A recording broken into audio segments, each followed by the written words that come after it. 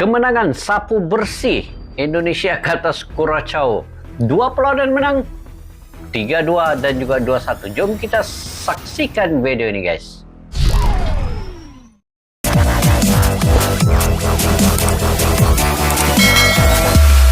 Assalamualaikum dan salam sejahtera. Selamat bertemu kembali di channel Askalani Studio. Oke guys, alhamdulillah, syukur, kegembiraan pastinya kepada seluruh rakyat Indonesia. Juga di Malaysia kami juga meraihkannya sebenarnya. Ini bukan kemenangan yang biasa, guys. Ini kemenangan yang sangat luar biasa. 2 perlawanan. Perlawanan pertama 3-2 dan perlawanan kedua 2-1.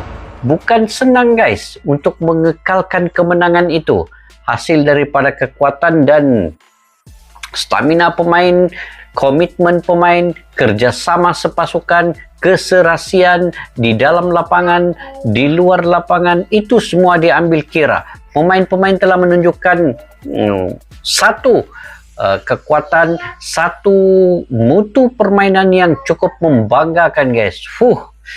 Taktikal Sinteyong, walaupun dia merubah taktikal daripada kemenangan yang pertama, dirubah seluruh taktikal itu di perlawanan yang kedua ini, itu tidak memungkinkan Indonesia untuk mencipta kemenangan juga, walaupun perubahan dari segi permainan taktikal dan juga perubahan pemain-pemain di perlawanan yang kedua ini.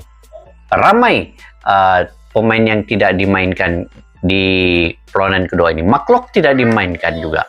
Jadi taktikal Sinteyong di perlawanan kedua ini sangat-sangat berkesan juga, guys.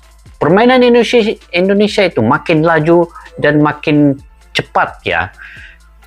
Sempurna semuanya. Saya beranggapan semuanya sempurna. Jadi tanpa berbasa-basi, guys, jom kita semak full highlight dan juga gol-gol ini. Saya masih teruja, guys, dengan kemenangan ini. Saya tidak mampu terkata, tetapi coba untuk membuat juga reaction kepada kali ini. Channel daripada Sarjana Bucin. Jadi tajuk judulnya ialah Full Highlight Indonesia vs Curaçao 21 FIFA Matchday 2022. Jom kita saksikan sama-sama, guys. Sarjana Bucin, ya. Oke, kita lihat sekejap, guys. Ini adalah starting line up. Kalau kita melihat starting line up ini, guys, Sadil Ramdhani seperti saya jangkakan pada konten video sebelum ini dimainkan di First 11. Betul, Sadil Ramdhani masuk ke First 11. Dan Yaakob Sayuri Witan, Dimas Derajat, Ricky Kambuaya, Egy Maulana, Rahmat Irianto, Pratamaran, Rizky Ridho, Elken Bagot. Hanya ditukar adalah McLock. Wow, ini sangat-sangat menarik, ya. Taktikal menyenaraikan McLock ini untuk subtitle ataupun di bangku cadangan ini merupakan taktikal yang sukar kita duga, ya. Bagaimana Sinteyong memikirkan ini yang terbaik. Tetapi saya yakin Sadil Ramdhani ini dimasukkan di First 11 ini dapat membuat sesuatu. Jadi ini terjadi, guys. Jom kita teruskan.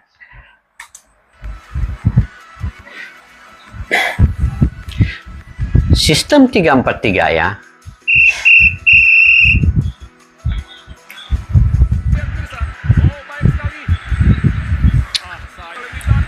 Indonesia membuat tekanan di awal menit. Oh, ini dia gol. Gol, guys. Ini gol yang pertama. Di menit yang kedua, guys. Tekanan awal daripada Indonesia. Kemudian baru Curaçao coba untuk mengatur gerak. Tetapi sebenarnya Indonesia lebih awal mengejutkan dengan permainan yang laju sebenarnya. Ini lagi peluang. Sayang, Ricky Kambuaya. Oh, Witan, sayang. Oh, ini kekasaran yang cukup Kad kuning terus ah.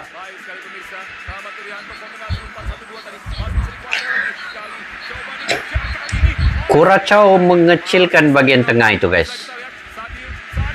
Sadil dijatuhkan tetapi tidak memberikan apa-apa oleh wasit ya.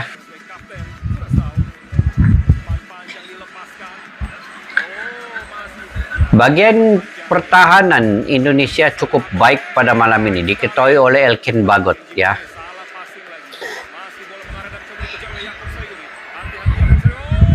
Oh, bahaya sedikit. Egy Maulana pun permainan yang menarik ditunjukkan dan cukup berkualitas. Melepasi pemainnya.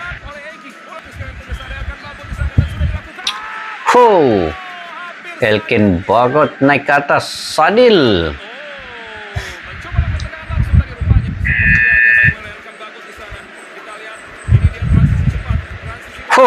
Bahaya.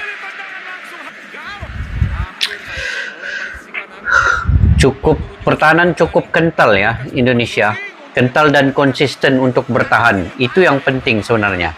Mereka bagaimanapun mereka diserang, mereka tetap mempertahankan 100% kubu mereka.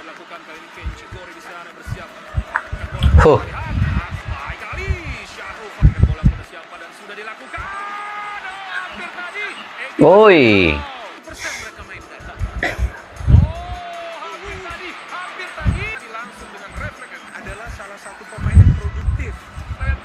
Tengok ini guys, lemparan. Ini yang bola mati daripada Arhan Pratama nih. Ini lagi. Ini yang gol penyamaan.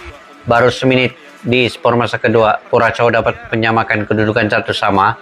Tetapi selepas ini rentak Indonesia berubah juga untuk mereka mengejar.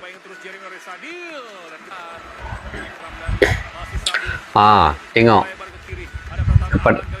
Pratama Arhan ini sampai naik ke atas membantu serangan.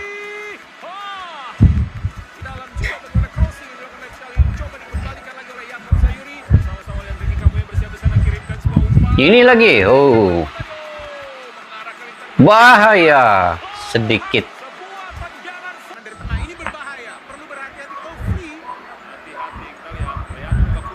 Ini pun bahaya. Nasib baiklah percobaan pemain ini jauh. Kemasukan Marcelino ini juga membantu bagian serangan. Begitu baik sekali sebenarnya ya.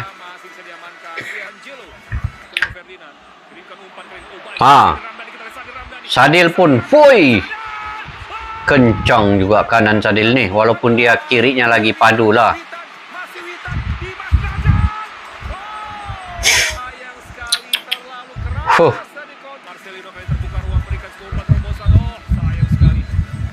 Lagi Indonesia menyerang terus menyerang.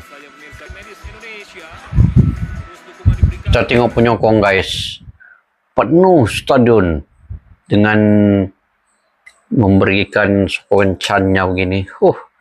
Memang ini Boboto kah apa nih daripada Bogor.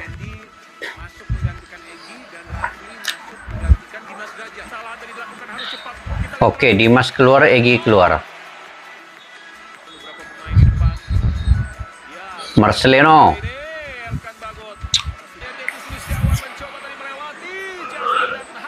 Yang saya perhatikan ya, kalau bola mati Elkin Bagot akan naik ke atas. Ini lemparan. Tuh Elkin Bagot tuh.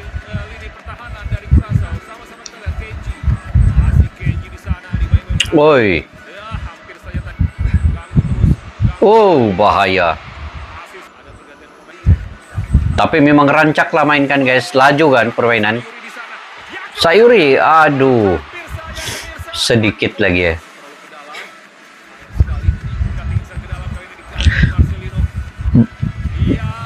Makin berlawan serangan kan. Ini bagaimana? Dijatuhkan guys. Dijatuhkan. Curacao lagi menyerang, berganti-ganti serangan. Ini yang bagus lah, main dengan sportivitas tinggi. Tapi pertahanan Indonesia juga cukup kuat lah. Kena kad merah pemain Curaçao satu orang.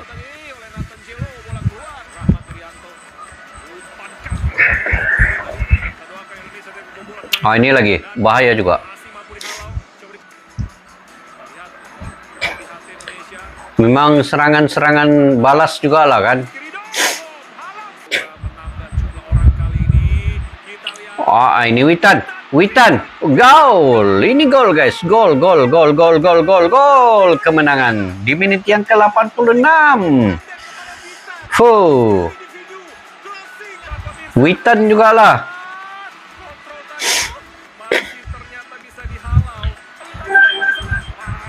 Witan.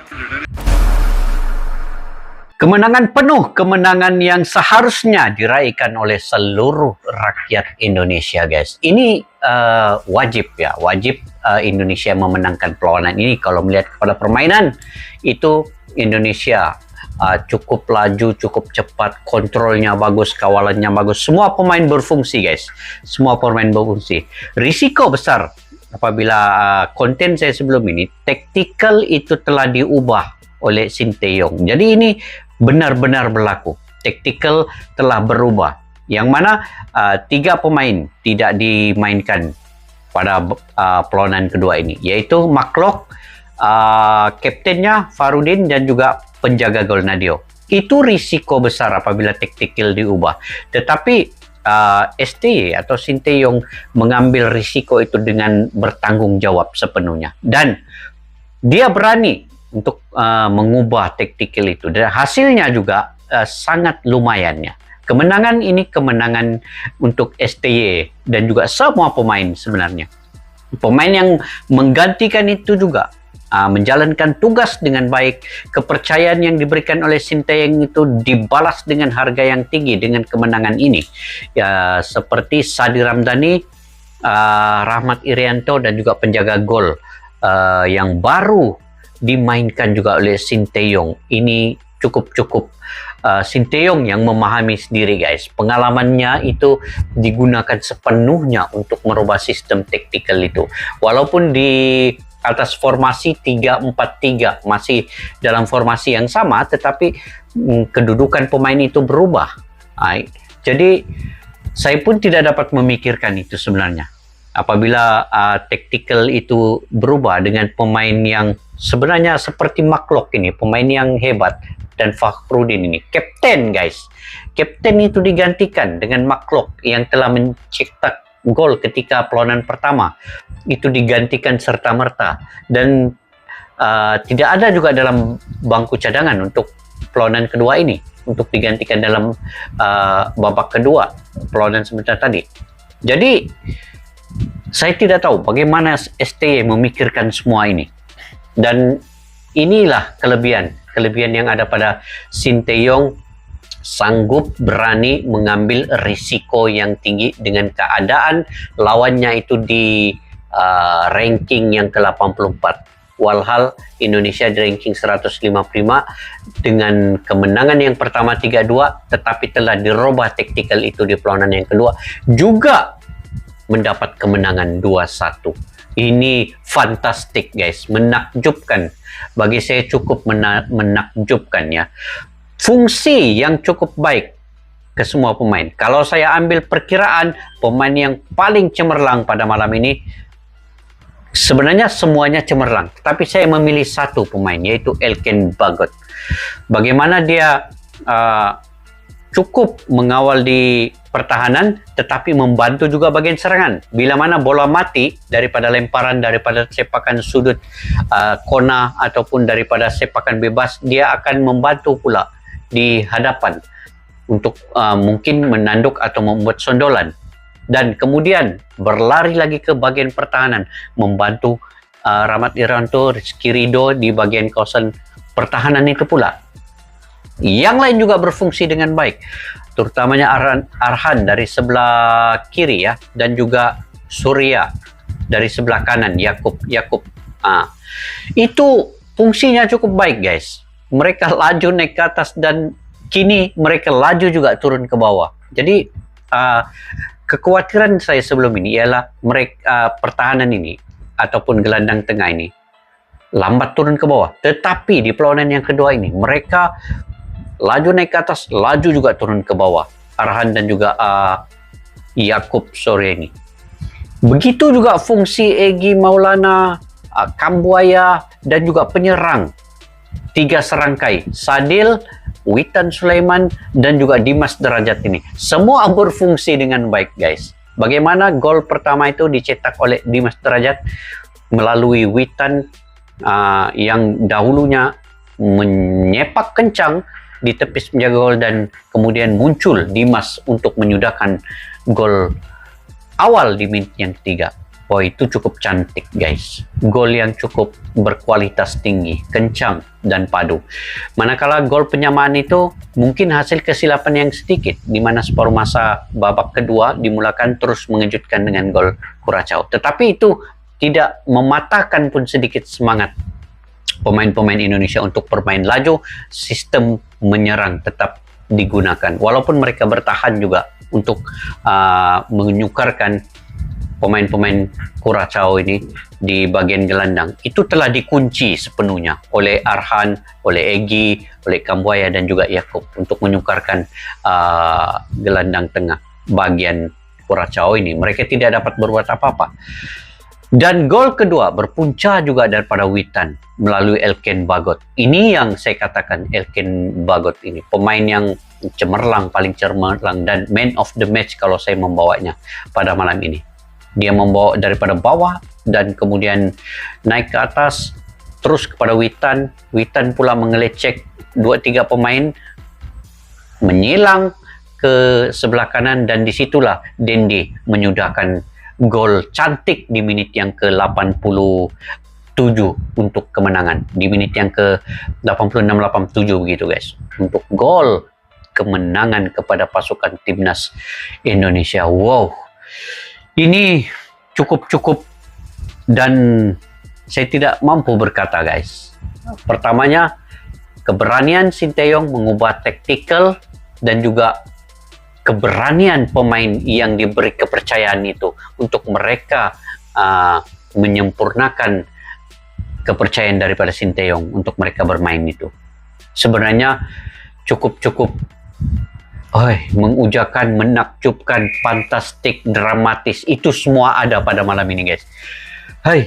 Kalian juga punya pandangan dan pendapat, saya tahu. Kalian juga lebih mengetahui bagaimana kegembiraan pada malam ini. Jadi, jika kalian punya kegembiraan itu, luahkan di bawah ruang komentar ini, guys. Kita berbagi kegembiraan pada malam ini. Dan sekali lagi saya mengucapkan tahniah dan terima kasih kepada Sinteyong dan juga kepada semua pemain dan juga pemain yang ke-12 yaitu penyokong dan pendukung yang memenuhi stadion. Oh, begitu full lah stadion pada malam ini di Pakansari Bogor. Sejarah stadion di Gelora Bandung Lautan Api kemenangan 3-2. Sejarah juga tercipta di Pakansari Bogor, Indonesia. Kemenangan 3-2 dan juga kemenangan 2-1 mengalahkan timnas pasukan di ranking yang paling tinggi yaitu 84 ketimbang Indonesia di ranking yang ke-155. Oke, guys, sampai di situ saja komentar saya pada hari ini. Saya banyak lagi mau cakap, tetapi nanti kita akan buat lagi konten di lain masa. Untuk hari ini sekian itu saja. Gembira, guys, tidur lena. Majulah sukan untuk negara. Assalamualaikum. Bye-bye.